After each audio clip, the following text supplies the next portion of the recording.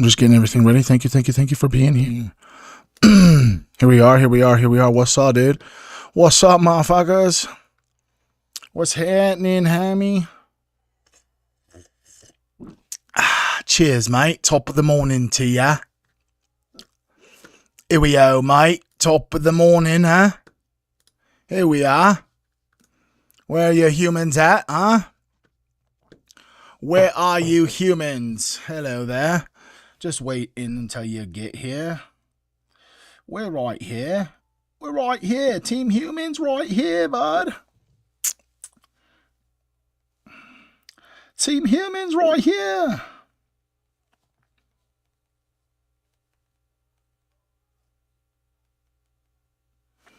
Hello there. Chip cheerio. Chim chimney. Chim chimney. Chim chim chiroo. I'm live on Facebook right now. If you're here, say hello. We got some stuff to get up into. Stuff to get up into.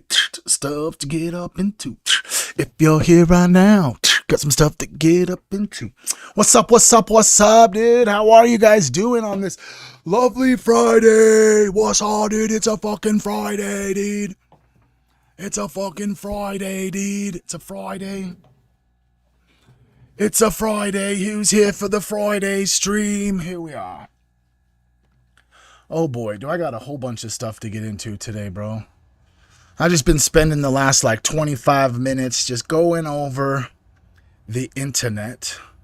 Just scrolling over the interweb. And I found a whole bunch of clips that I want to get into. Some of them about aliens, some of them about vaccines, the ticks. Some of them are about some conspiracies. We're going to get into all these. We're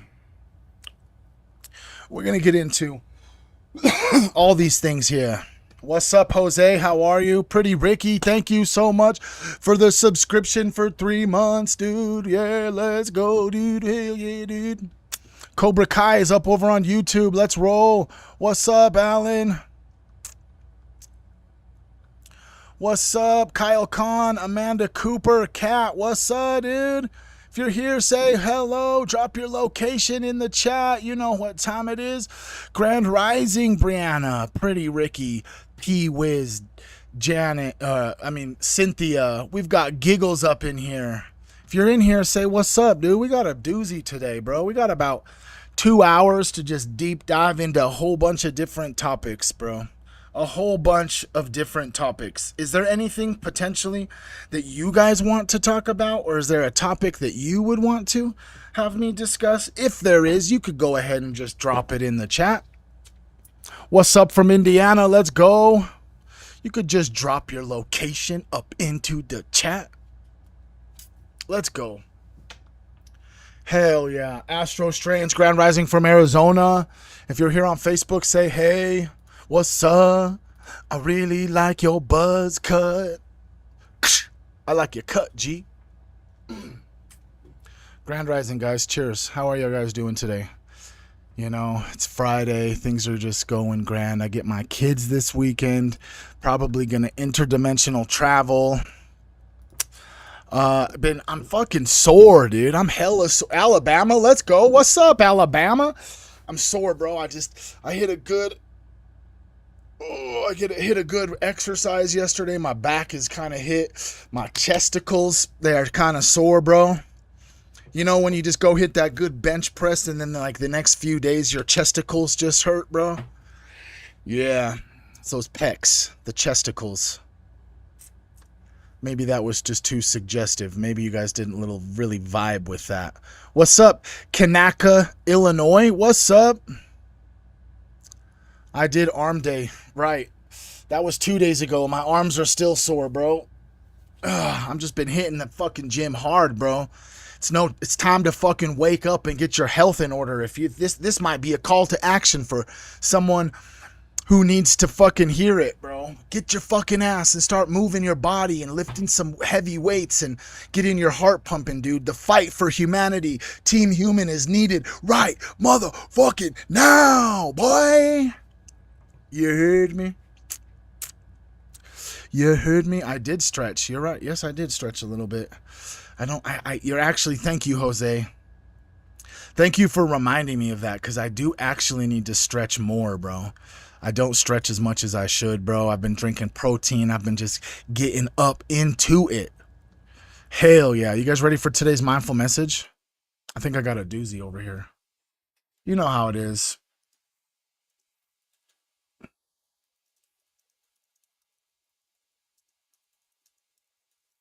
You know how it is. What's up, Eternity? Hell yeah. Kelty, what's up from across the pond? What's up, bro? I love you, bro.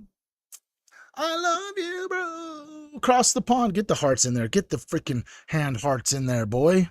Let's get into this. You guys ready to get into today's little live streamer?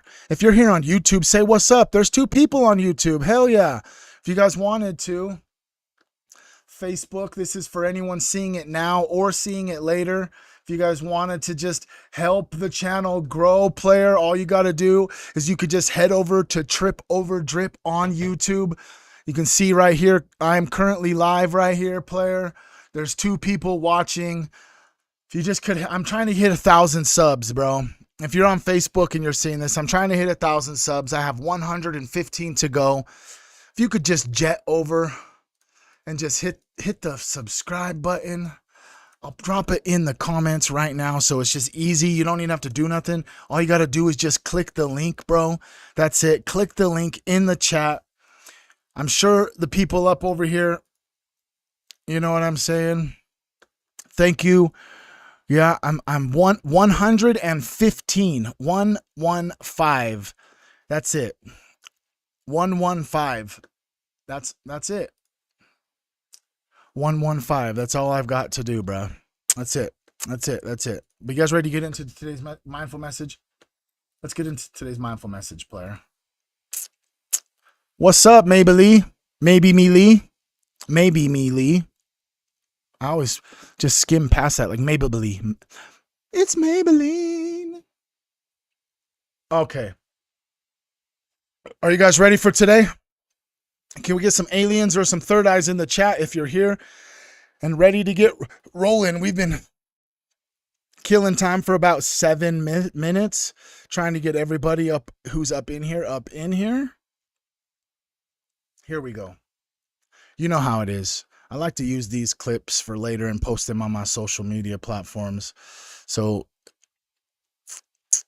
here we go.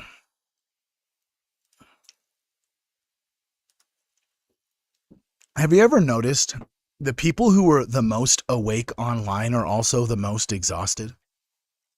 They can break down shadow work, trauma, narcissists, timelines, AI, satanic elites, the New World Order, all of it.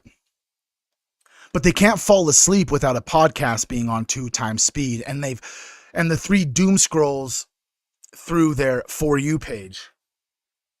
If you feel like you've been called out, you can just drop "seen" in the comments. So I know I'm talking to actual humans and not just some background characters. So let me be real with you. You're not broken because you're tired. You're tired because you're running God tier awareness on a body that's stuck on survival mode. Most people I see in this awake space are doing the spiritual hard mode, processing childhood trauma, examining every relationship pattern, watching conspiracy breakdowns, studying narcissism, gaslighting, MK Ultra, and AI timelines, all while sleeping like trash, barely hydrating, breathing shallow, living on caffeine and anxiety. That's not enlightenment, bro. That's an overtaxed nervous system being asked to hold too much truth too fast with not enough safety. Let's talk about what your body is actually doing. Your nervous system has 2 main gears. The sympathetic nervous system, which is like your fight, flight, go, hunt, survive. And then your parasympathetic nervous system, which is rest, digest, regenerate, and integrate.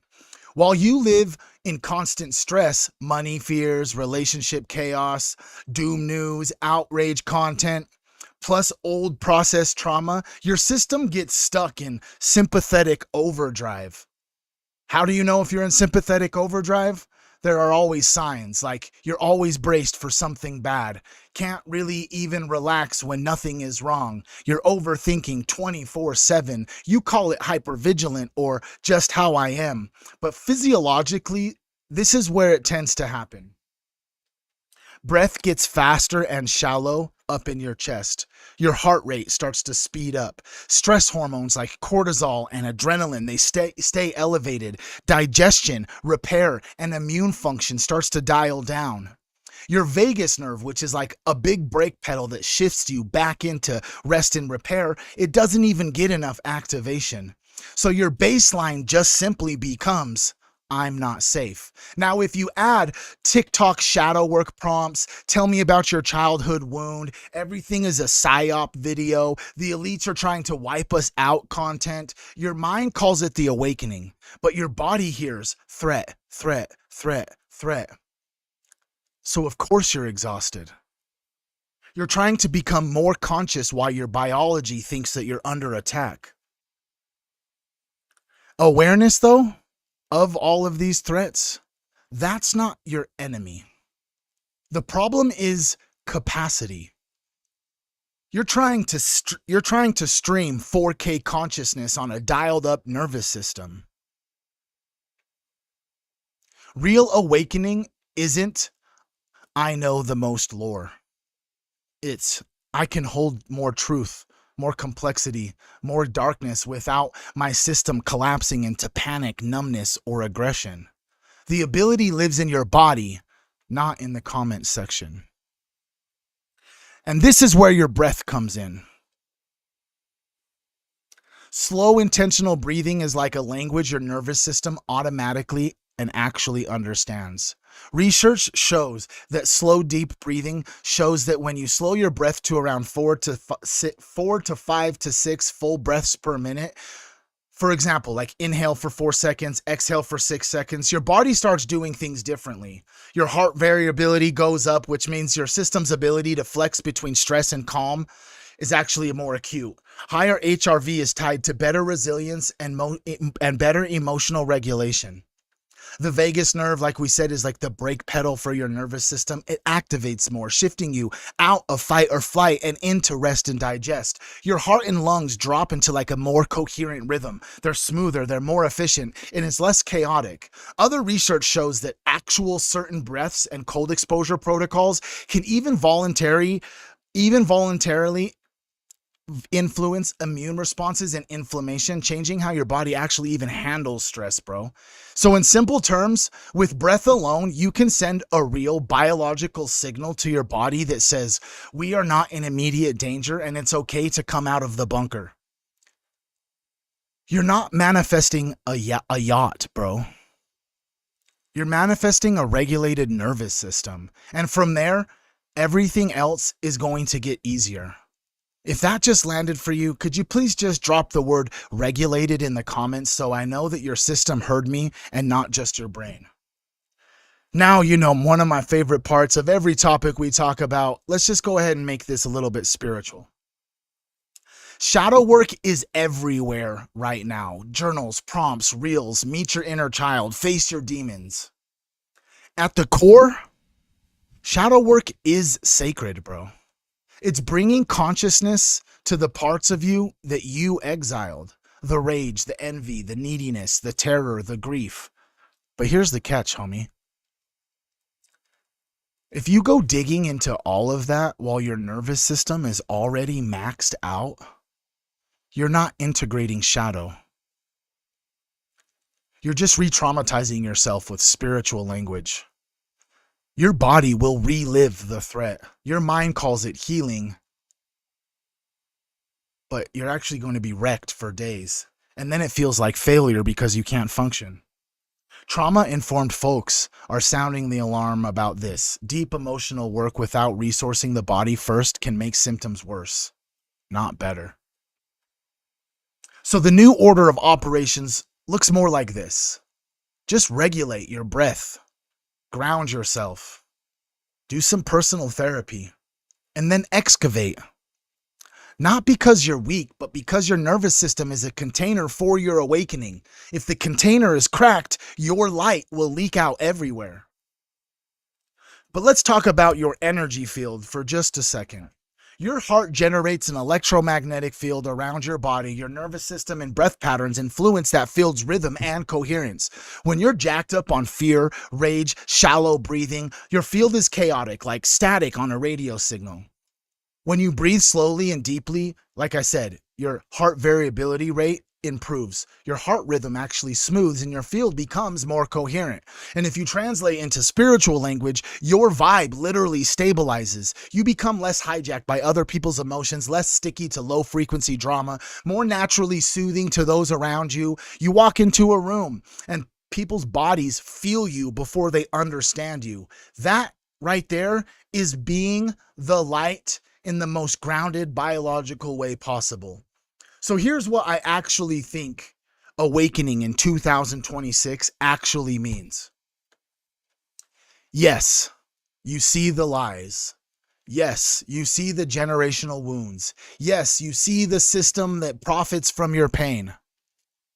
But instead of flooding your mind with more proof, you have to start choosing to build capacity. You need to learn how to use your breath and tell your body the truth right now, in this moment. We are safe enough to inhale fully. Use your boundaries to protect your attention, not just your time. Use your awareness on yourself, not just in the world's problems. You stop treating your nervous system like a disposable side character on your spiritual journey. You recognize it as holy hardware or sacred hardware, because without it, your consciousness has nowhere stable to land. Just a second.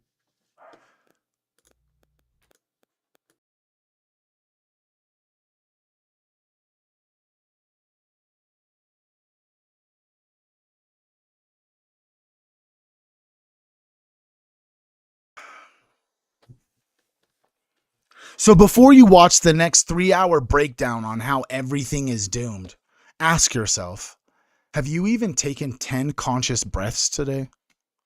Before you drag yourself through another intense shadow ritual at 3 a.m., ask yourself, is my system actually resourced enough to hold what this might bring up? Awakening without regulation is like trying to open every window in the house during a hurricane. It's loud, dramatic, and you will lose your furniture. Awakening with regulation is I'm going to strengthen the foundation so when the storm hits, this house can actually stand. You don't need to be less awake, you just need to be better supported. An awake mind inside of a dysregulated body is a conspiracy theorist's dream. An awake mind inside of a regulated body is a healer, a builder, a stabilizer. And that's honestly the kind of humans that this timeline right now is starving for. And it starts stupid and simple. Just one slow inhale, one slow exhale. Repeat that as many times as necessary until your body finally believes you when you say, we're not just surviving this awakening, we're going to live through it. I love you, Team Human. Ooh, ooh, ooh, gosh darn it, dude. We got 5 people over there on YouTube. What's up, YouTube? 20 people up over here on Twitch. What's up, Twitch? 2 people up over here on Facebook. What's up, Facebook? What's up, Faber? Faber? Faber, what's up, Faber? Tusi, what's up, dude?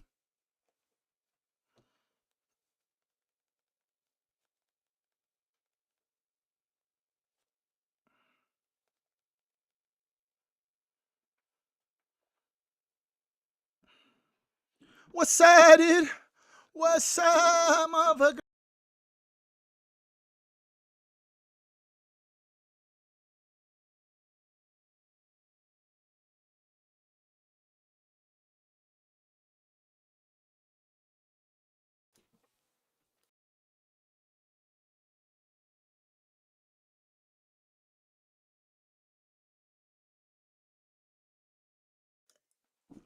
I had to order down another cup of coffee.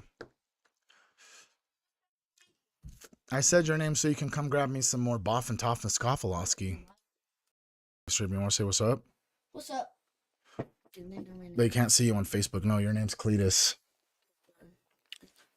This one's Facebook right here, so you got to get in the screen if you want to see Facebook. That one right there is for Twitch and for YouTube. Hello.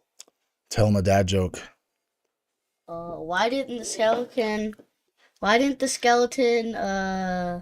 climb the mountain? Because it didn't have the guts to do it. Hell yeah. So let's go, Team Human. Let's go, Team Human. Woo! Go give me some Boffy, bro. I had to cut the audio for just a second, Jose. Little coffee runner. What's up? Why didn't the skeleton climb the mountain? Just does that gas ass dad joke. It's like, oh, because he didn't have the guts to do it. Oh shit, boy. He's a little. Apple juice, bro. Dude, Apple Juice, thank you for gifting 10 subs to freaking Twitch, bro.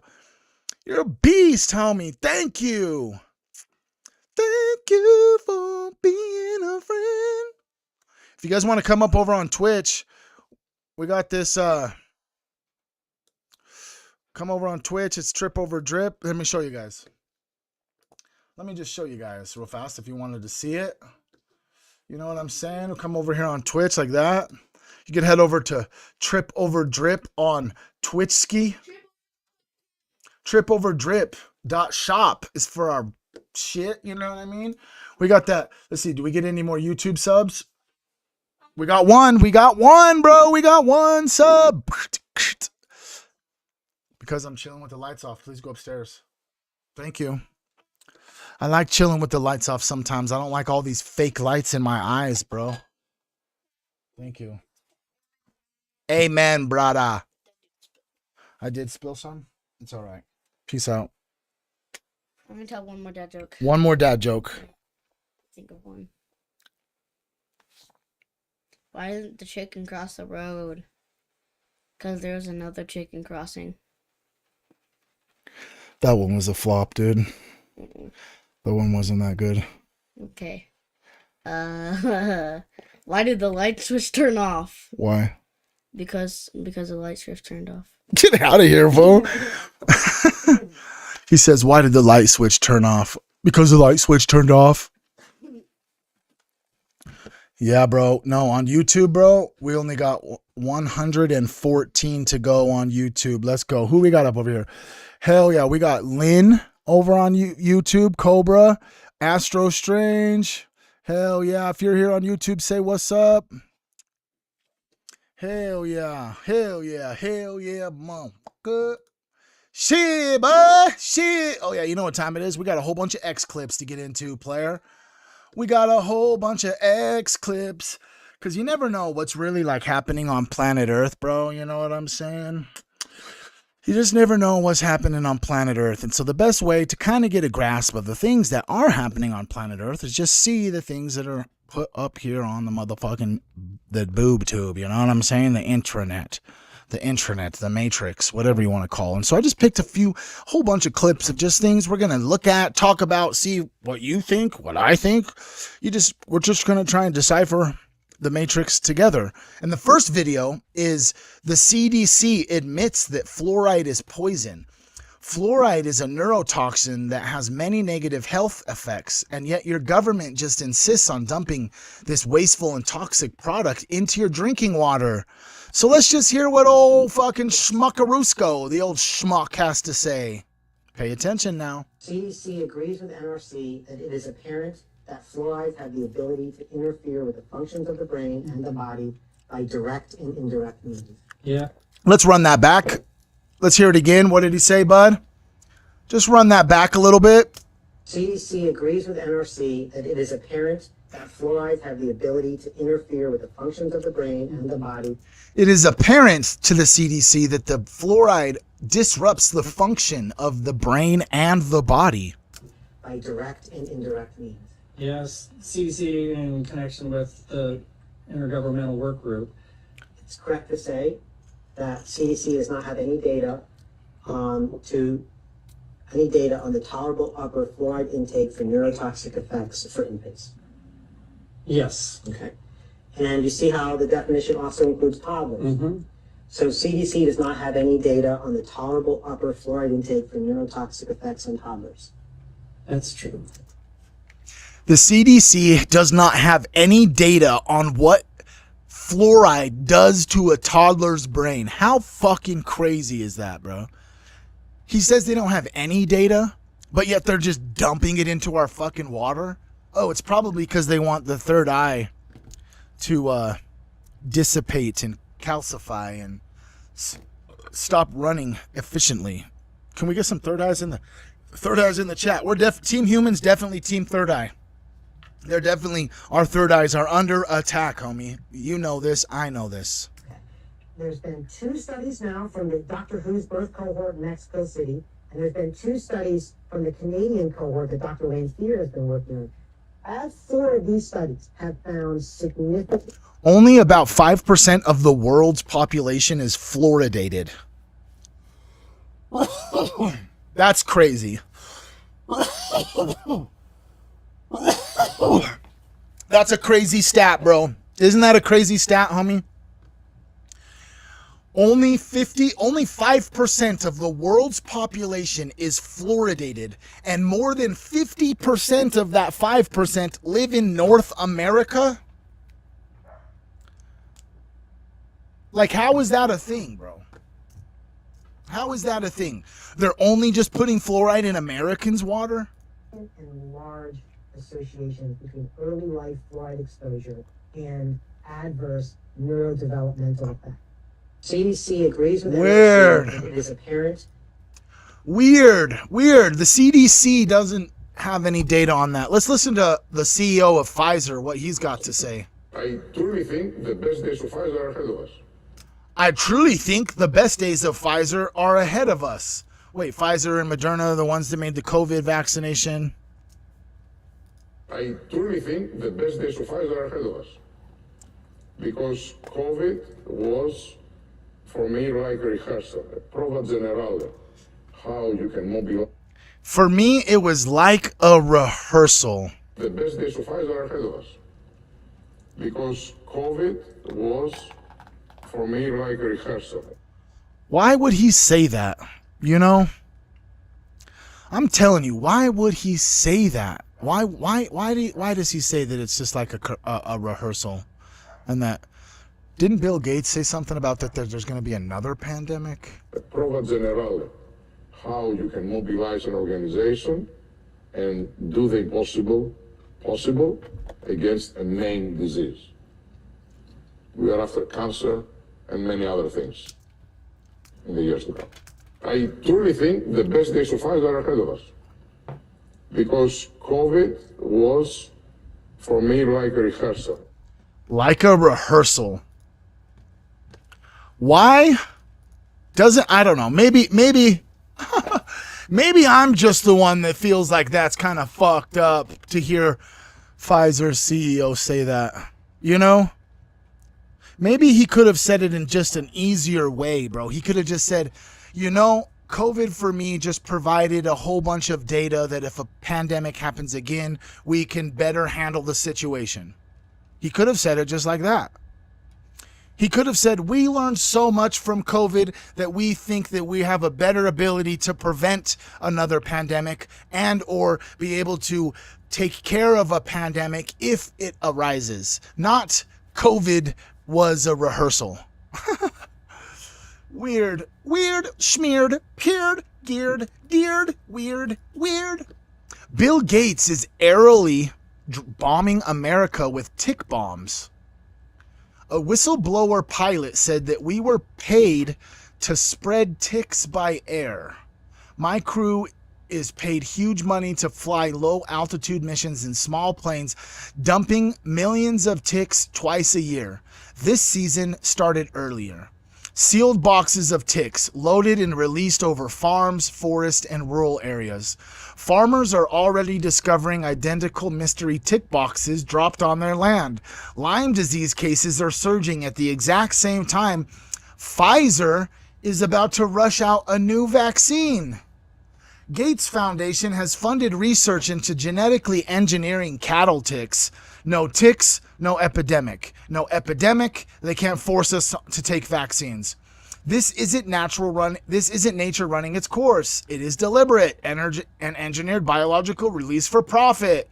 Let's see what homie's got to say. And I'm going to put it directly on the this forum post, and I'm going to put it directly on the screen, and I'm going to read it word for word. It says this, quote, I work for a private charter company in Ontario, Canada. The company handles booking and chartering flights across Ontario mainly. We are paid to spread ticks by air. It happens twice a year, early spring and early fall. This year, we've been hired to do it earlier. The company receives the ticks in boxes. Each box contains millions of ticks. The aircraft used are generally single or dual prop aircraft, single pilot, and one other passenger that handles the dispersal.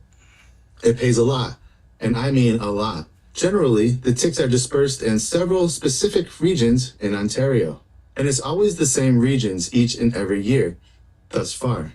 Last spring, the ticks dispersed were mostly American dog ticks. This year, they are all deer ticks, supposedly specifically bred to withstand cold temperatures, end quote. So that post was from March 16th, 2 weeks before Snopes said that this story originated. All right, and it's pretty interesting. Here we have a whistleblower saying that they are paid to disperse ticks across Canada. Now, this sounds eerily familiar to what we're hearing about these boxes of ticks that are being found. And it begs the question, was this person telling the truth? What do you think? Do you think he's telling the truth, bro? Can you guys let me know up in the chat what your thoughts about these ticks are, bro? What are your thoughts? If you're on Facebook, please let me know. Smash the like button if you just feel so obliged. Thank you, Apple Juice, for gifting Monica a sub. Let's go.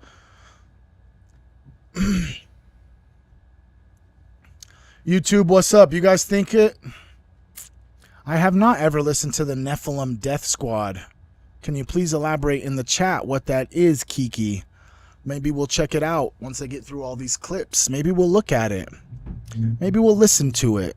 What do you guys think? What do you guys think these ticks are, bro? Is it just like some fringe conspiracy that all of these people are making connections about the ticks and the Agal syndrome or whatever it's called that makes it so you're allergic to red meat, so then Bill Gates can force us to eat lab-grown meat because cows are a problem with emissions and climate control? Okay, I'll definitely check them out. Thank you, Kiki. I don't know if I've seen you in here before, Kiki, so I just want to say, what's up, dude? I love you, dude. Thank you for being here, dude. Thanks, Kiki.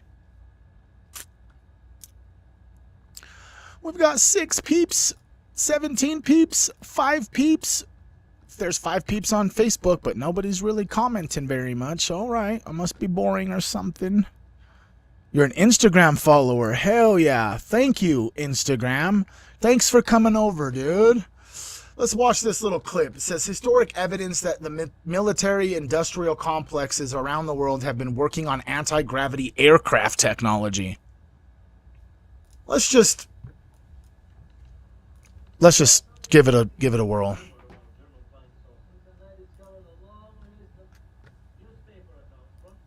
Can't really hear it. Never mind. Looks like we're gonna skip that clip. Oh, right here. How about pediatricians are incentivized directly by HMOs anywhere from $200 to $600 per fully vaccinated child.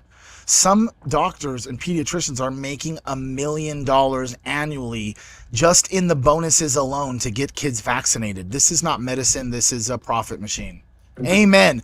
This is not medicine. This is a profit machine. This is a profit machine because doctors don't have any incentive to get you off of the medication. They actually get paid to put you on more medication. They get paid bonuses for every prescription of certain medications they even write. You know what I'm saying? Well, let's just hear it from their mouth. Is the truth, because I hear back and forth. I mean, do pediatricians get incentivized with percent vaccination of their? Yes. Dr. Paul Thomas has done a very good video on that, and many other pediatricians have followed. Maybe Dr. Hooker could answer better on that. They're typically incentivized directly by HMOs. HMOs buy and sell vaccines, so vaccines are big businesses for HMOs. But the incentivization is usually anywhere from $200 to $600 per fully vaccinated patient, as long as their vaccines, a certain percentage of their practice is fully vaccinated. So some pediatricians can make upwards to $1 million or more a year just in those incentives. Just to get kids vaccinated. How fucked up is that, bro? Like dead ass. How fucked up is that? They get paid the more patients they have that are fully vaccinated. What? No. I've also heard stories of pediatricians basically firing patients because they won't get vaccinated. Firing patients?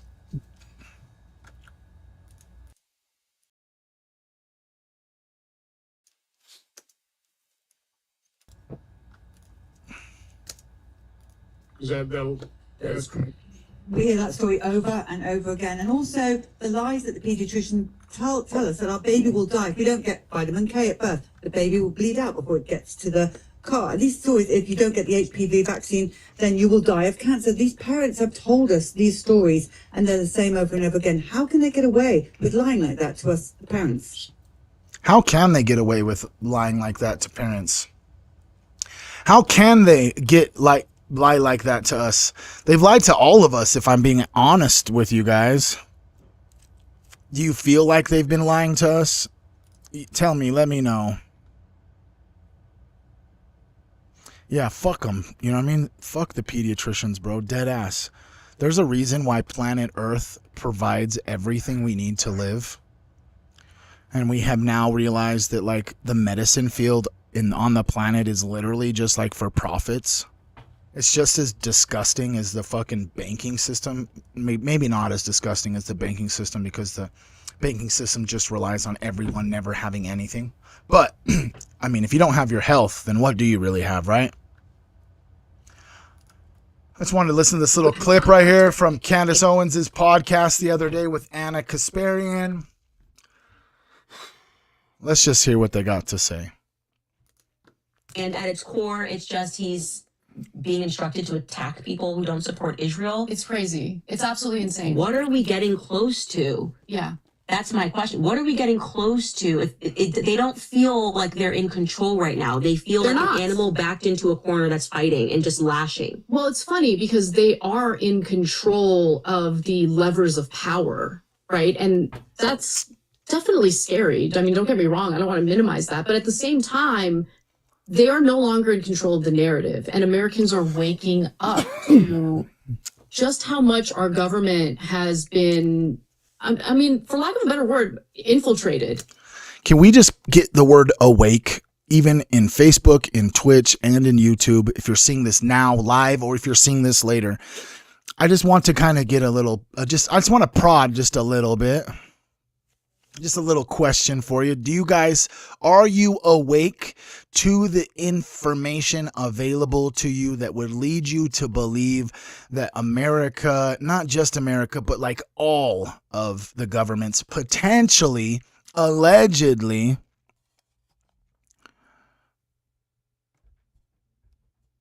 is being infiltrated by a foreign government? By people who are much more concerned with foreign policy that benefits Israel above and beyond, you know, what's better for the American people. And at its... I definitely think so. Raise your hand. They know more there behind the desk. I'm raising my hand. Yep. There's always, you are right, Kiki. There's always more to wake up to. There's just more and more and more and more and more information, because the narrative has been muddied down and changed and altered so much that most of the stuff we come up on here, I'm telling you what, almost every single time I come up on here on the internet, bro, and get up on these live streams, dude, there's so much information out there that most people have no idea, bro. But let's hear what RFK has to say. It says here, He says within 5 years, satellites owned by Bill Gates will be able to look at every square inch of the planet 24 hours a day. They're putting 5G to harvest our data and control our behavior. Digital currency will allow them to punish us from a distance and cut off our food supply. It will make us slaves. They are putting in place all of these technological mechanisms for control we've never seen before. It's been the ambition of every totalitarian state from the beginning of mankind to control every aspect of behavior, of conduct, of thought, and to obliterate dissent. The mechanisms are being put in place and will make it so none of us can run and none of us can hide. Within 5 years, we're going to see 415,000 low orbit satellites. 415,000? Bill Gates, his 65,000 satellites alone. Why the fuck would Bill Gates need 65,000 satellites? We'll be able to look at every square inch of the planet 24 hours a day. They're putting in 5G to harvest our data and control our behavior. Digital currency that will allow them to punish us from a distance and cut off our food supply. Vaccine passports. You have vaccine passports? You have a series of rights. See you later, Kiki. As flawed as our government is, you can still go out and go to a bar, you can go to a sporting event, you can get on a bus or an airplane and you can travel. You have certain freedom. You can get educated, etc. The minute they hand you that vaccine passport, every right that you have is transformed into a privilege contingent upon your obedience to arbitrary government dictates. How true is that, bro? I'm telling you right now, this is old. I'm pretty sure this is before he ran for president, babe. But either way, what he's saying is true, bro.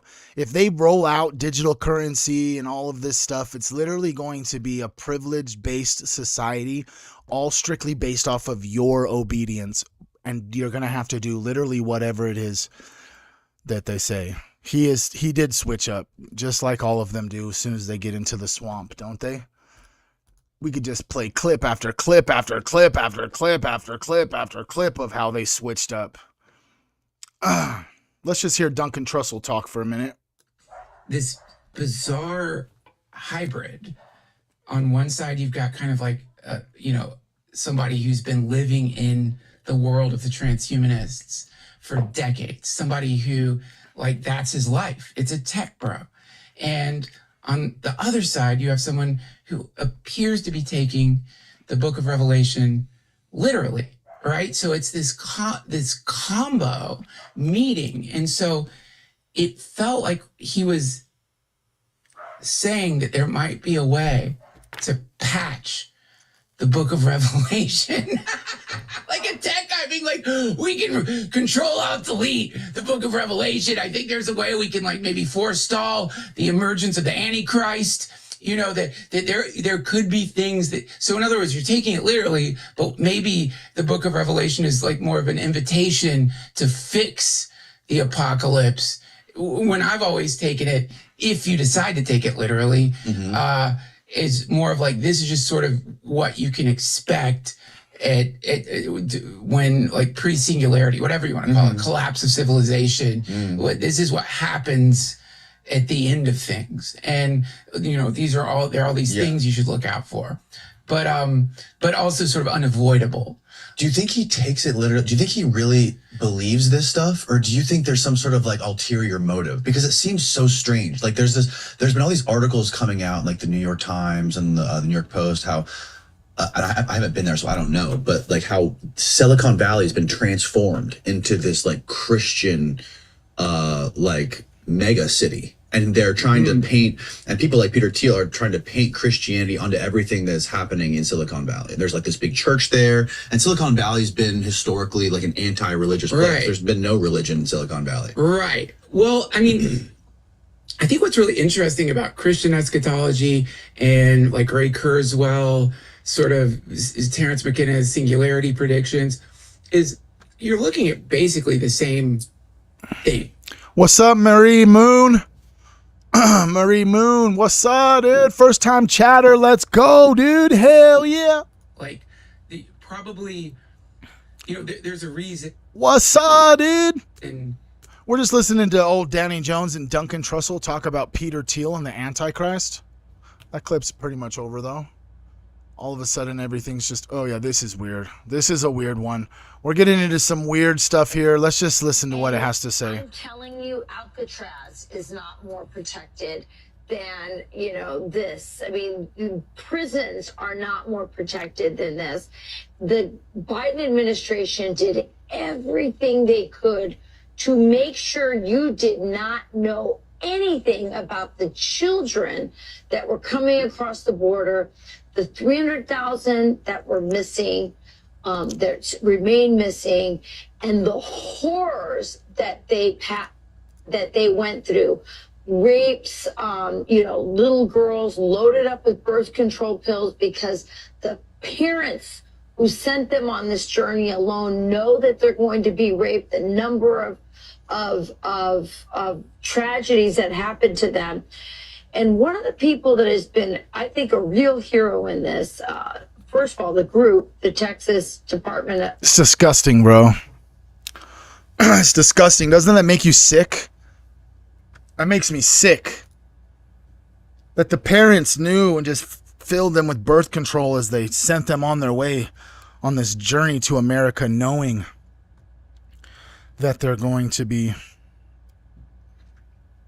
trafficked and raped. It's really fucked up. Let's listen to old Dre talk. Peter Thiel is not moving to Argentina because he's afraid of where America's headed. That's the story you're being sold, and it's completely backwards. He has run this play before. A few years ago, he funded an entire private city in Honduras and then sued the entire city, which we'll get to that in a second. But come on, this is not new for him. Think about it. His protege is the vice president. His company basically runs on government contracts. The man is winning. You don't flee a country when you're holding all the cards. Oh, and don't you dare start with me on this is about the California taxes. He doesn't want to pay California taxes. Grow up. If you don't want to pay California taxes, you move to Florida. You move to Texas. You don't uproot your entire family and chase down a second passport because you want to, flee a state income tax? So in my opinion, the question is, what does Argentina offer him that America doesn't? Or at least not yet. Here's the thing. President Milei is tearing apart his own country on purpose. He's gutting agencies. He's regulations. He is shrinking the state every single day. And Thiel has said for years that he thinks a democracy is inefficient, that the country should be run like a company by tech elites. But he can't do that here. Okay? Our institutions push back. At least they do for now.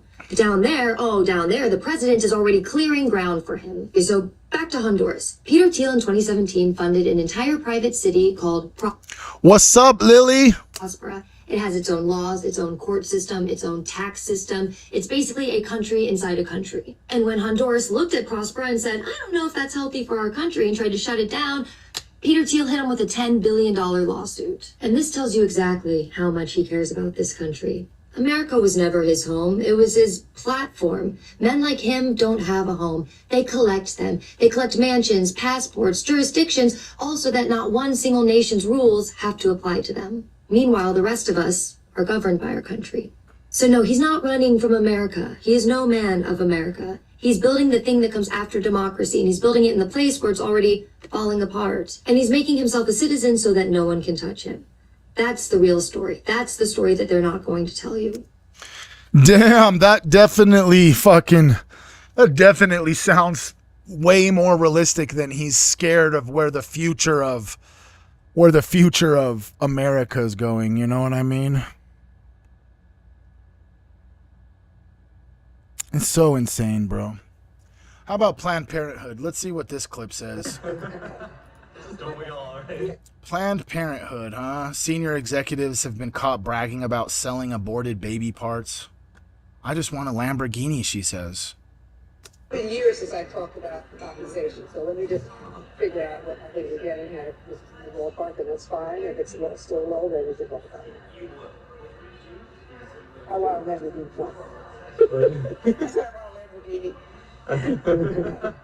Don't we all, right? Exactly. It's been years since I talked about compensation, so let me Weird. I don't know if that's real. Obviously, it has the Planned Parenthood sign, but I'm not sure. It doesn't say anything. That doesn't really say what she said, but allegedly, there has been so many conspiracies about Planned Parenthood selling baby parts. You know what I mean? This, like, they're part of like the dark organ trafficking. Allegedly. I have no idea if that's true, but that's just what the information on the internet leads a lot of people to believe. So here we are. What's up, guys? You guys are here. Who's here? Let's see here. We got 6 on YouTube, 18 on Twitch. Let's go, Twitch. What's up, Twitch? Hell yeah. You guys want to learn the history about reptilians? I certainly fucking do. Reptilians also.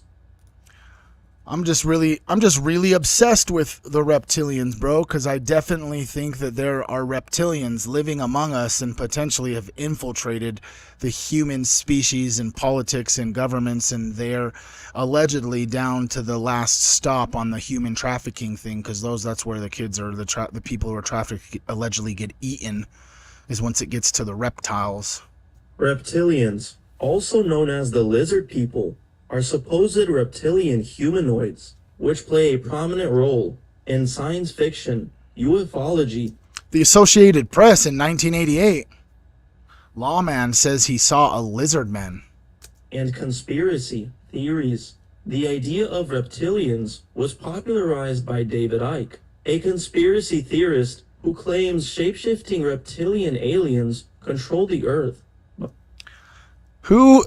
I can't be the only one, bro. Can you just somehow just let me know in any 3 of the chats, bro? Are there reptilian humanoids that are shapeshifters? Do you believe so? Do you believe that there are reptilians out there that can take on the shape of humans? By shapeshifting, taking on human form, and gaining political power to manipulate human societies. Sounds pretty believable. David Icke has stated on multiple occasions that they do a poor job at it, because it's obvious to us that they're reptiles, bro. Many world leaders are or are possessed by shape-shifting reptilian entities. Michael Barkin, professor... You're right. They don't change their physical form. They change our perception of them. That is true, Cobra. You're right, Alan. I do believe that that's why we're able to see the glitches on like the cameras and stuff, or their, you know what I mean? Like the weird glares over their faces, certain camera angles and stuff, is because they alter our perception of them. They don't physically change shape. Of political science at Syracuse University suggests that the idea of a reptilian conspiracy originated in the fiction of Conan the Barbarian, created by Robert E. Howard in his story, The Shadow Kingdom. This story drew on theosophical ideas of the lost worlds of Atlantis and Lemuria. Do you guys know who she is? Do you guys know who she is? Please, before I even just push play, because he's probably going to talk about her, please, just in the comments, if you recognize this woman's face, just put a emote of some kind. Particularly famous occultist Helena Blavatsky's Helena Blavatsky. You should do some research into Helena Blavatsky. The Secret Doctrine, written in 1888, with its reference to dragon men who once had a mighty, powerful civilization on a... You know who, what's her name? Abramovich, who was not a witch? Well, maybe, you know? Helen Blavatsky is like... let me just ask Perplex real fast to explain it to us. Can you please give me a precise but brief description of Helene Blavatsky and her connections to occult practices?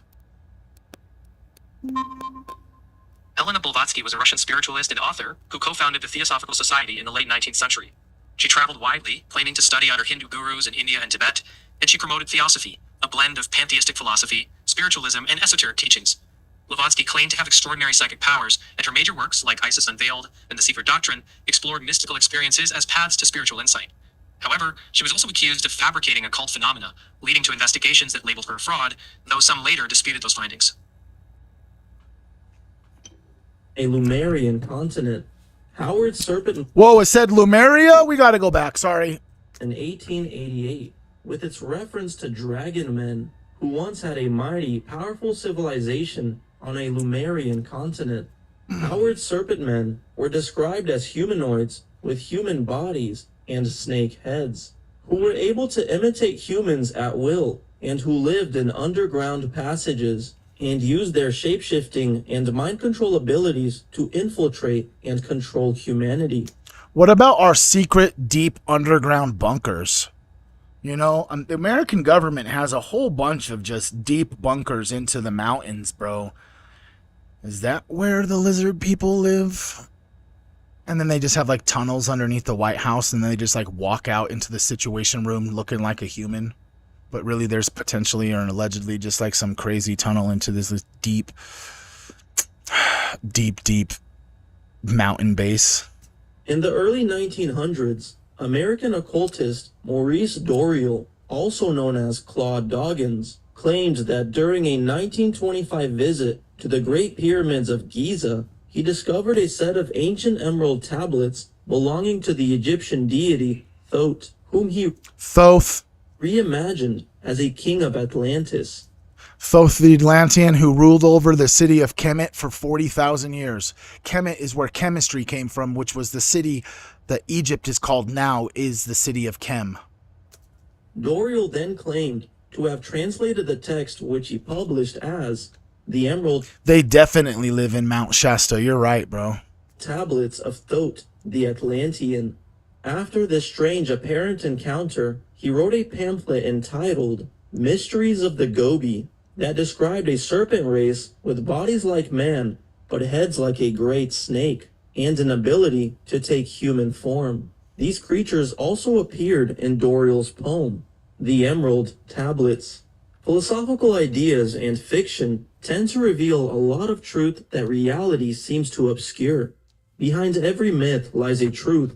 Behind every legend is a reality as radiant and sometimes as chilling as the truth itself. Much of what we get from modern science fiction, conspiracy theories, and New Age philosophical ideas comes from ancient mythological stories, folklore, and religious beliefs.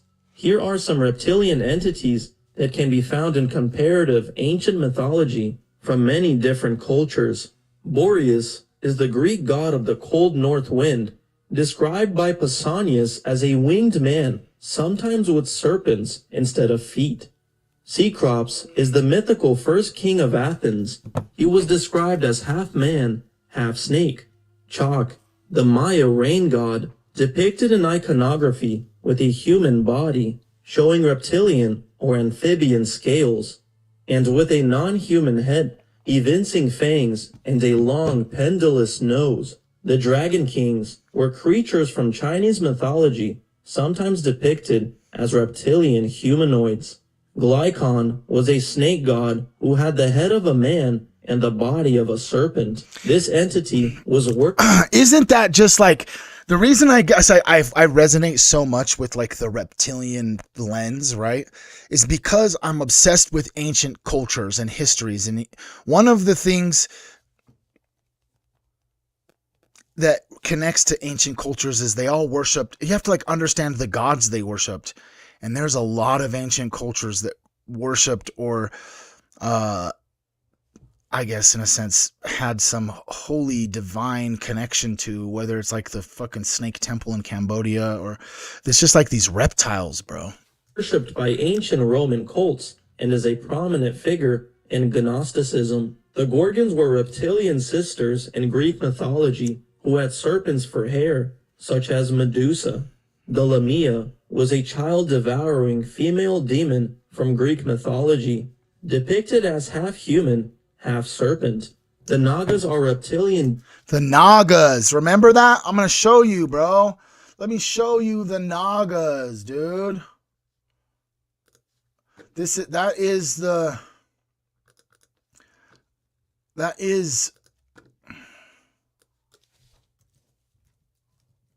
what the temple is in Cambodia. Naga temple. Cambodia.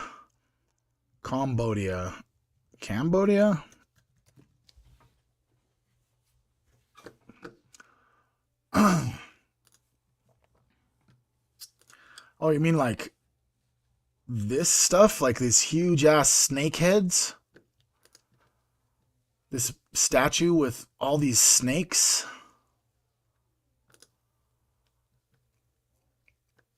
It's crazy, bro. They just have snakes everywhere, dude.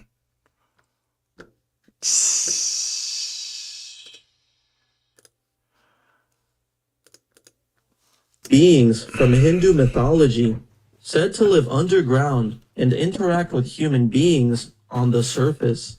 In the beginning of the 20th century, archaeologists excavating at Tel Al-Ubed in Iraq made an unusual discovery when they unearthed several 7,000-year-old artifacts which appeared to represent humanoid figures with reptilian features. Some of the figures that were discovered were found to hold a staff or scepter, possibly as a symbol of justice and ruling. Each figurine has a different pose, but the strangest of all is that some female figurines hold babies sucking milk, with the child also represented as a lizard-type creature.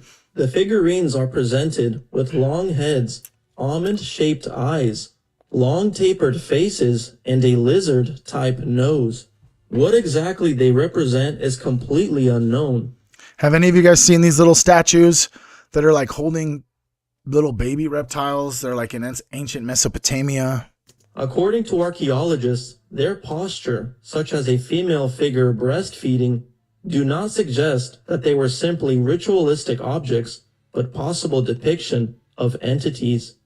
Whatever these reptilian figurines were, they appear to have been important to the ancient Ubaidian people.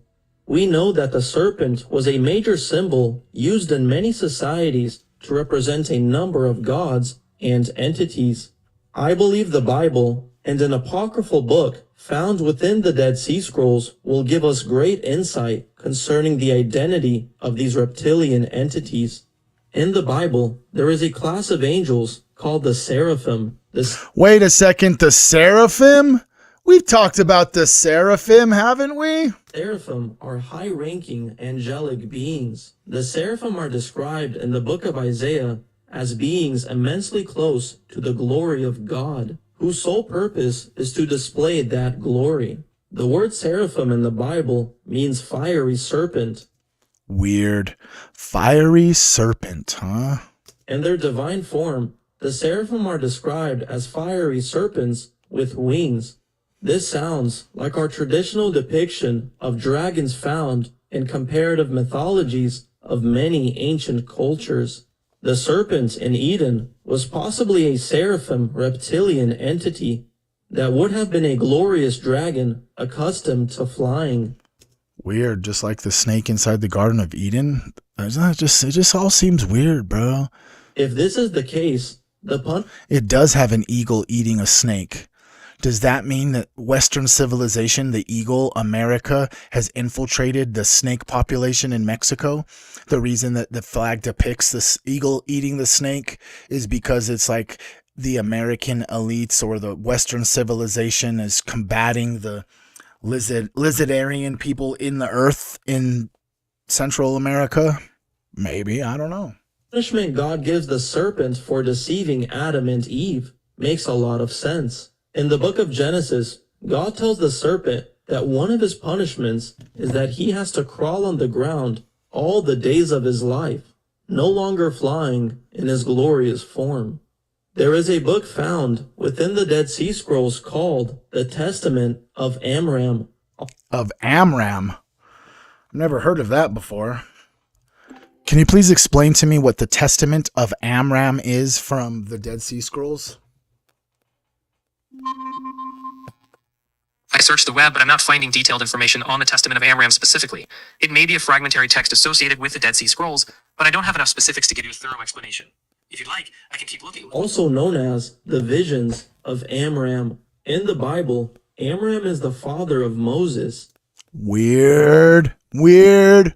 In this testament, Amram gathers his sons, Moses and Aaron, to his deathbed and relates stories of his life, providing wisdom and commanding understanding. This document is named for a vision shared during this time. In his visions, Amram accounts two divine figures fighting over the fate of his judgment. Amram inquires about their claimed authority and challenges their rule in his life. The Testament of Amram. I saw watchers in my vision. Watchers from the book of Enoch. You guys remember the Watchers?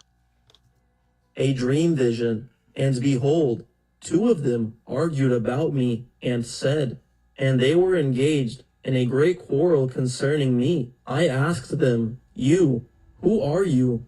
Thus, about me. They answered and said to me, we have been made masters and rule over all the sons of men. And they said to me, which of us do you choose? I raised my eyes and saw one of them. His looks were frightening, like those of a viper, and his garments were multicolored. He was extremely dark. And afterwards I looked, and behold, by his appearance and his face was like that of an adder, and he was covered with, together, and over his eyes. This watcher, who is he? He said to me. This watcher, and his three names are Belial, Prince of Darkness, and Melchiresha. And I said, my Lord, what rule? And he said to me, and all the paths are darkness, and all his work is darkness, and he is in darkness. You see, and he rules over all darkness, and I rule over all light, and all. In his visions, Amram describes two angelic beings arguing. See you later, Lily. See you later. Love ya. Over him. He describes their appearance as dark, terrifying, reptilian-looking entities wearing multicolored garments.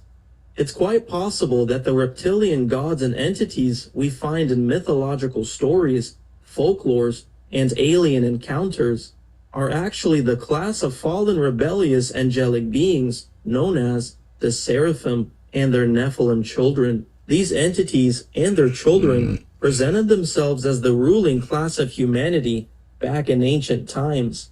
Perhaps these beings are still among us, not just in their demonic spiritual forms, but maybe even in their physical forms. I hope this topic was very crazy. There's aliens everywhere, bro. Reptilians are among us. Oh, how about this guy? We can do this little short clip right here. Have you heard of Alzheimer's disease? How many of you guys have heard of Alzheimer's? You guys heard of Alzheimer's? Yeah, it's like a neurological brain disease that affects a lot of old people. Have you heard of Alzheimer's disease? What an old ass clip. No wonder they don't want us to see it. It is diabetes type 3. You're right, because there's lots of research coming out right now linking to just Alzheimer's being too much sugar in your brain. It's a physician-caused disease. Mark my words. A physician-caused disease. Mark my words. In the next 2 years, maybe even next week, it'll pop up in the newspaper. There's more than enough information to prove that it's a physician-caused disease. Alzheimer's disease is a disease that did not occur, even by another name, 40 years ago. Wow, there was a period of time where Alzheimer's didn't even occur, or it wasn't even a thing. It became recognized as a disease in 1979, 25 years ago. Today, it's the number 4 killer of adults over the age of 65, behind. So this was an older clip. Let's just see. Okay, so I know that Alzheimer's is like one of the top killers of adults. Can you just provide more statistical information about Alzheimer's and its mortality rate with humans? Here's what recent data shows about Alzheimer's disease and mortality. In the United States, it's estimated that over 7 million Americans are currently living with the disease, and about 1 in 3 older adults dies with Alzheimer's or another form of dementia. According to the CDC's 2024 data, What the fuck? 1 in 3 adults die from Alzheimer's? Doctors now. Doctors, cardiovascular disease, cancer, diabetes, and Alzheimer's disease. Now, our brains are made up of 75% a fatty insulation material called myelin. How many of you heard of myelin? Good. Well, myelin is this fatty insulation material in the brain. How many of you eaten a brain sandwich, brain and egg sandwich? Oh, you haven't lived until you eat a brain sandwich. It is good. A little bit of onion and mustard. I mean, there's nothing better than a brain sandwich. It's real cheap now because everybody's afraid of, mad cow disease. So I buy more brains and eat it. That was a really weird joke, if I'm being honest with you. Lacey Lane, what's up? Thank you for the resubscription. Let's go. Whoop, whoop.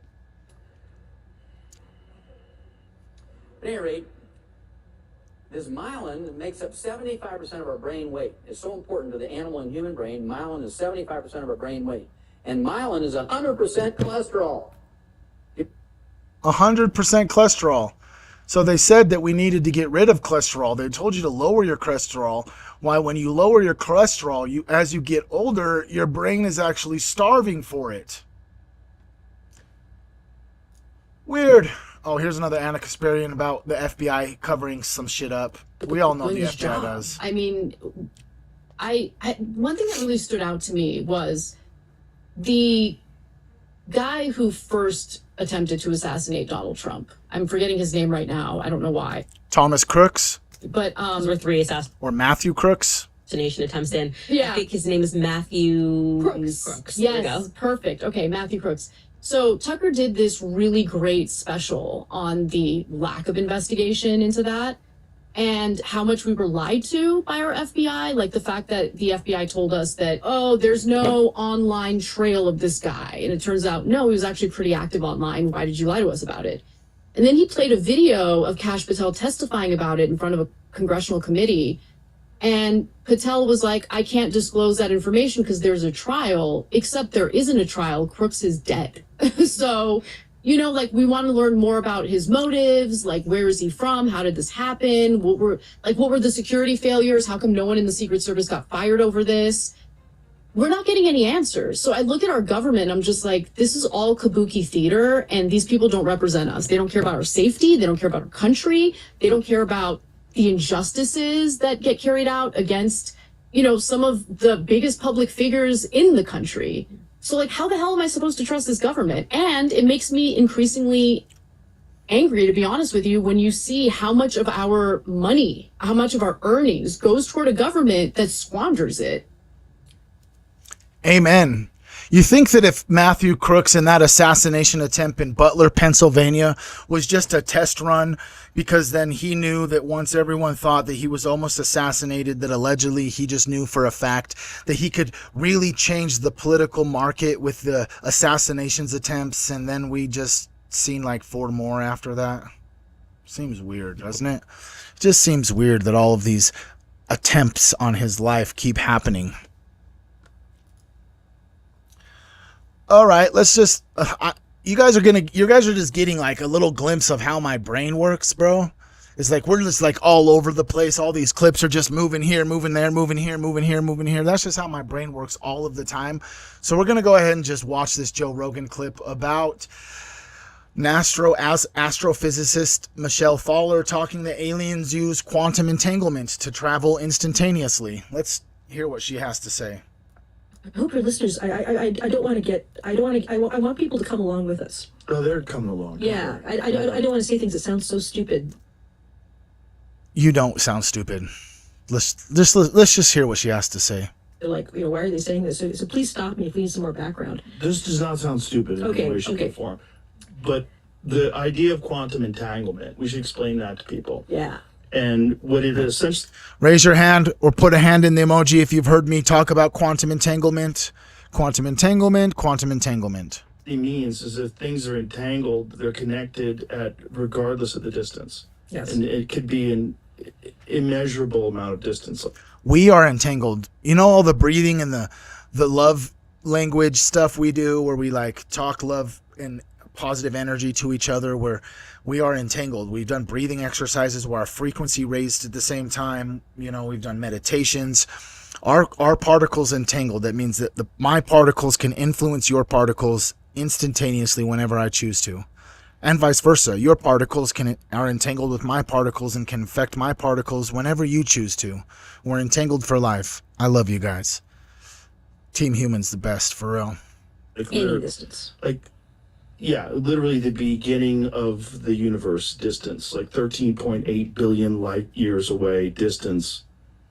You're entangled with that. Quantum entanglement was something that even Albert Einstein 100 years ago, he understood that quantum mechanics was pointing that way, but he really didn't like it. He called it spooky action at a distance. He hated it because he realized that quantum mechanics had this implication that if things could somehow be connected quantum mechanically, you could take them any distance away from each other and they would somehow be able to respond to each other instantaneously with no time difference.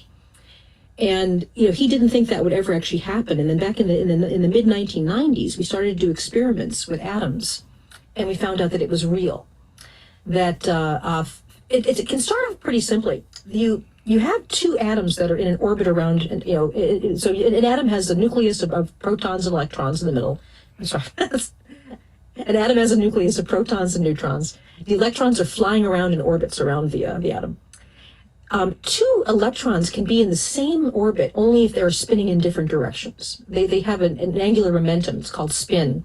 And the only way these two electrons can fit in that orbit together is if they're spinning, one is spinning in an upward direction, one's spinning in a downward direction. Hate the broken finger. So if you take these electrons out of the atom, and you can do that, you know that they're in different spins because they had to be in that orbit together. So now you separate them. You can separate them by any distance you want. Can separate them by centimeters in a laboratory.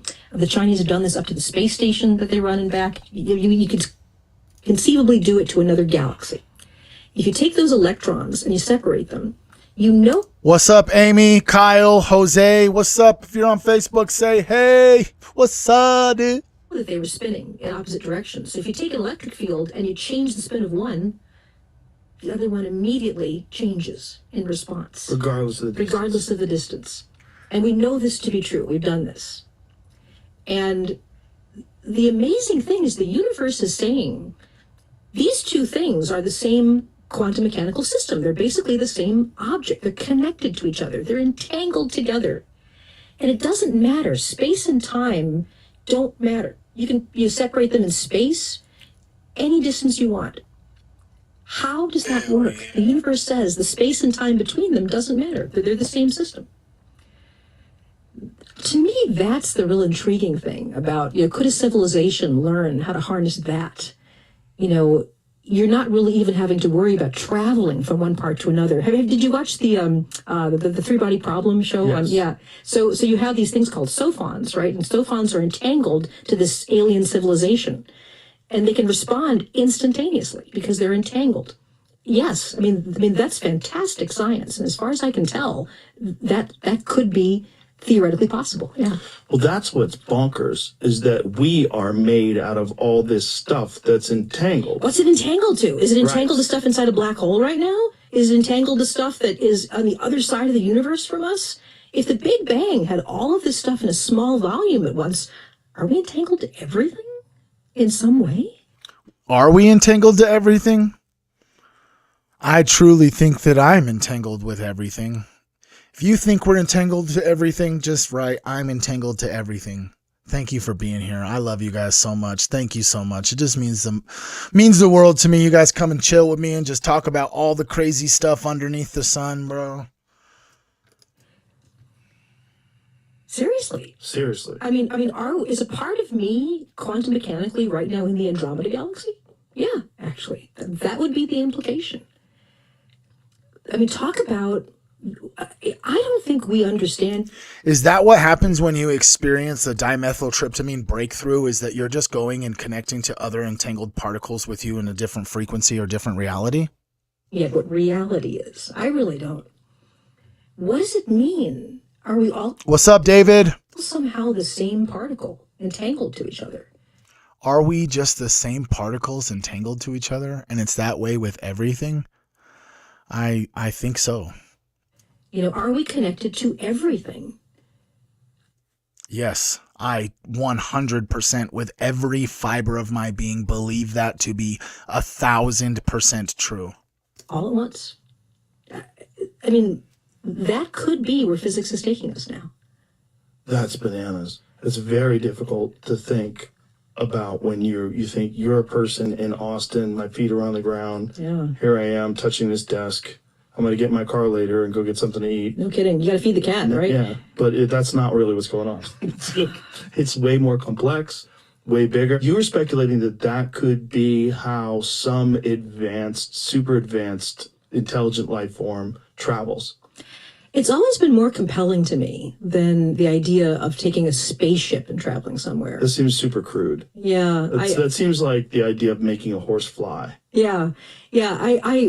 You know, we talked about that movie Interstellar because there were a lot of good teaching moments in that movie for a physicist. You know, the idea that time really does slow down close to a black hole. And again, we observe this. When we observe things orbiting close to a black hole, you can tell that happens. And the idea that this advanced civilization that we never actually see in the movie somehow communicates through basically space and time itself, through gravity. You know, that's how Matthew McConaughey is able to even like go back, you know, in time and space to help his daughter solve, you know, gravity and all that. You know, I wonder if that's really more what it'd be like. You know, advanced civilizations. I mean, you got to think, right? I mean, you look around the earth and there are, you know, things like grasshoppers and hamsters that are fantastic, incredibly complex beings. But I mean, you try to teach them quantum mechanics or ask them to, you know, crochet a blanket or whatever, they don't have the capacity. And you've got to think that there's the similar jump where, I mean, we don't even know the right questions to ask that sort of a civilization. You know, I mean, can they see the universe as a whole thing? Do they know that they're connected to everything? And can they somehow use that to travel? You know, maybe. Dang. Dude, it does kind of make sense, bro. It does kind of make sense. Okay, now I've got two more clips. Two more clips from the most recent American Alchemy podcast that came out yesterday, where a CIA psychic spy says a whole bunch of stuff, that he freaking drove a UFO remote viewing, that our DNA may carry proof that aliens took human off Earth as slaves. Let's just hear what he has to say. 5 years ago, I was in El Paso and stopped at a restaurant, and I ate, came back out to the car, and when I did, two humans, came up and said, isn't that just a weird thing right there that he said two guys and he specified two humans? Isn't that just weird, bro? "You're Lynn Buchanan." His name is Lynn Buchanan. Look him up. You already knew that. Yeah. And I said, yes. And they said, we're interested in finding out something, if you could find out for us. And that is, who in the government is looking at the wedge of the DNA chart that says other? And I says, I have no idea. They said, well, could you find out? Well, Linda Moulton Howe is a good friend of mine. And so I said, maybe Linda could answer the question. She knew it. I mean, you talk about an investigative reporter. She's an investigative reporter. She knows. And she clicked off the names immediately. And so I asked them why. And he said, back centuries and centuries ago, when the ETs left the Earth, they took humans with them as slaves. And he said, we've been slaves for hundreds of generations on another planet. Our DNA has changed to match that. And he said, now that we're coming back here and serving, to do the work at these bases, some of us are escaping. And he said, we don't want to do anything in the government. We don't want any power. We don't want anything. We just want to be free. That's all we want. And he said, we're afraid of that DNA test. Yep, it's the DNA testing, bro. That's how they're finding out that some of us are aliens. A CIA-trained psychic spy says aliens abducted him, then taught him to fly their UFO. Lynn Buchanan was a Methodist minister in East Texas when something landed in his backyard one night and he couldn't move. The next thing he knew, he was in a white room on board of the craft with rows of seats. An elderly woman frozen beside him, a 7-foot pale humanoid built like Schwarzenegger who fled when Buchanan asked to switch seats. Let's just listen to what he said. Let's just listen what old... You said something interesting there. You said, which I had operated before. So you knew that this was a UFO control panel because you had some prior experience with it? I was abducted. Mm-hmm. Okay. I was a Methodist minister in East Texas. And the Methodists they moved their young preachers around from church to church to give them experience. Every year you moved to a different church. And it was time to move. My family had already moved to the new parsonage. I was cleaning out the old parsonage, got it all cleaned out. Everything was in the U-Haul. And it was late at night. And I was tired, so I made a pallet down on the living room floor and laid down, and I was wide awake. And I heard something land in the backyard. Now, this was a country church. We were over a quarter mile off the nearest road in the woods and all that. And I heard something land in the backyard. And I knew it wasn't a helicopter. It didn't sound like a helicopter. It sounded like Value, the ingredients. The best example I can give is where some kid sticks a playing card into the spokes of his bicycle and you know, it was like that. And so I was going to get up and go to the back room and see what was in the backyard. I couldn't move, and I was wide awake. It wasn't sleep paralysis at all. I was wide awake. I couldn't move, and I heard somebody walking around the house to the front window, looking in, and immediately I woke up, and I was sitting in a white room.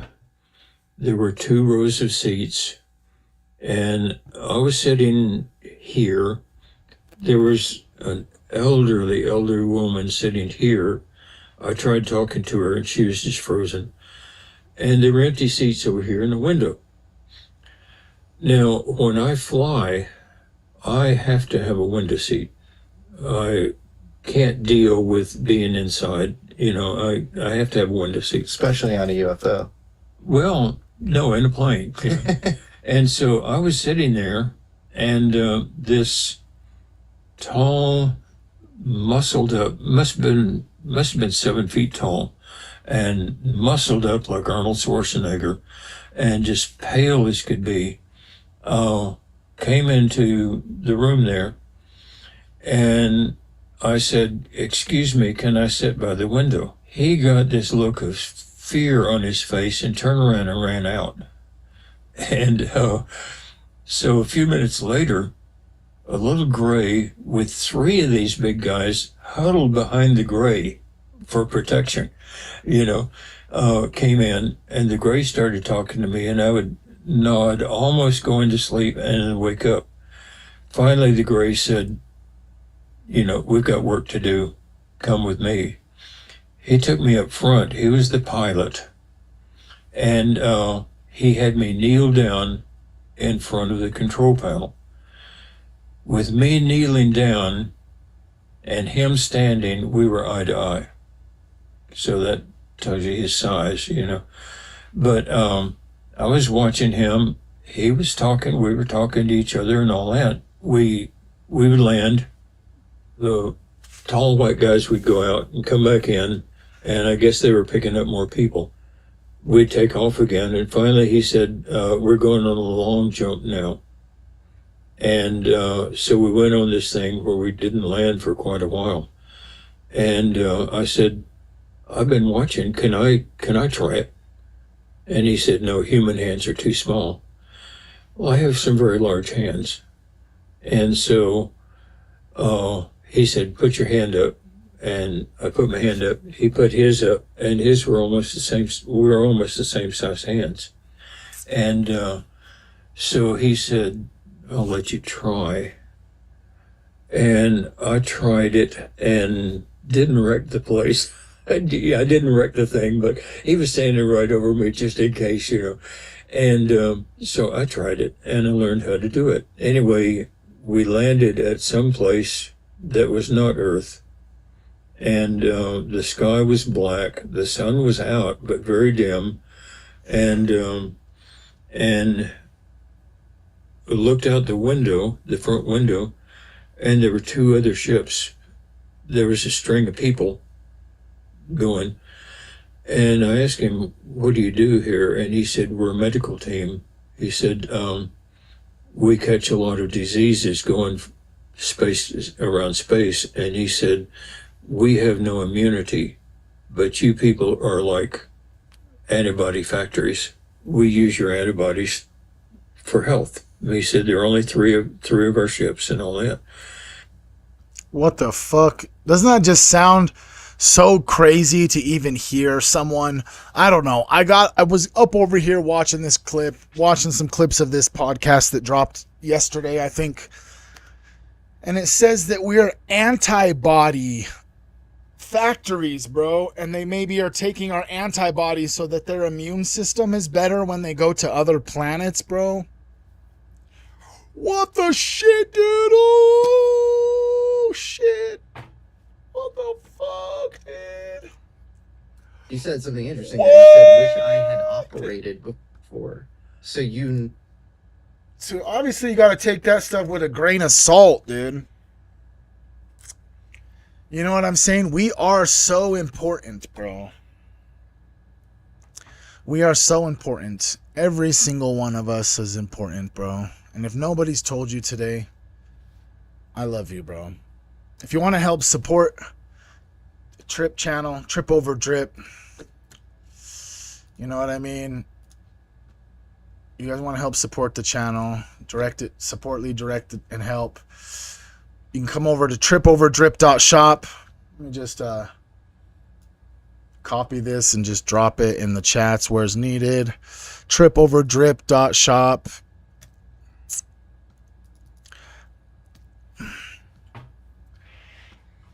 We got a bunch of cool stuff. We got a seraphim. We got a freaking biblical angel shirt.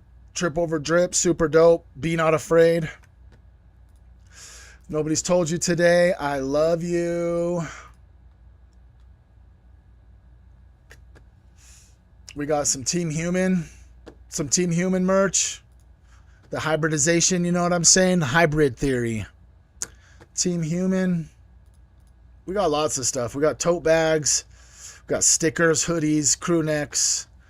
If you want to support the channel, tripoverdrip.shop. We are Team Human. All right, you guys, I love you. That's it for today. I got to go pick up my kids. Have a little spring break visit for a few weeks. I'll have my kids. It'd be super awesome. I can't wait. Oh, can I show you one more thing real fast? I'm just super proud of it, bro. Can we just do one more thing real fast? Go download Buyer. Dad. Nobody teaches you this part of being a dad. I always look at the price. Dad. Nobody teaches you this part of being a dad. I always look at the price and the ingredients, but I never actually know where my money's actually going. Dad, can we get these? I'm going to drop real quick. Sorry. Good. I'm going to drop this link in the chat. Can y'all just please go blow this freaking... Can you guys just go please blow this reel up? Hit the like button. Comment something about Buyer. Share it, please. It helps me. It's like my first... Buyer paid me for this reel. It's like my first real partnership with Buyer. Kevin is a human, etc. Let's just let it play one more time. Please go blow it up. Dad.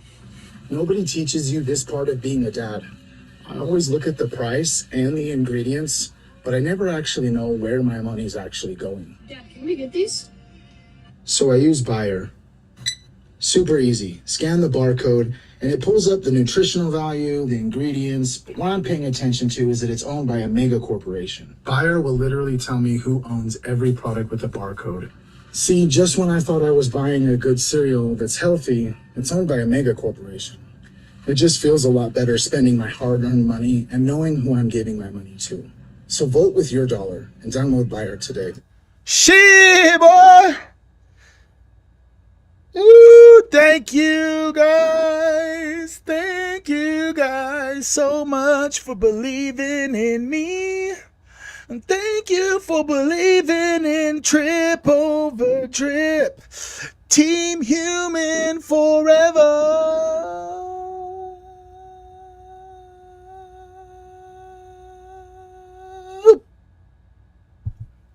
I hope you guys have a blessed day. I hope you guys have a blessed and wonderful day. Reach out to someone that you think might need to hear your voice. Tell your parents or your loved ones that you love them, because tomorrow is not promised. Make sure you do something today to show yourself that you love yourself. Maybe go touch the bottoms of your feet to the earth. Maybe get in some water. Maybe catch some sun rays. You know what I'm saying? Hug the people close to you. And with that, I'll probably see you guys on Sunday. Because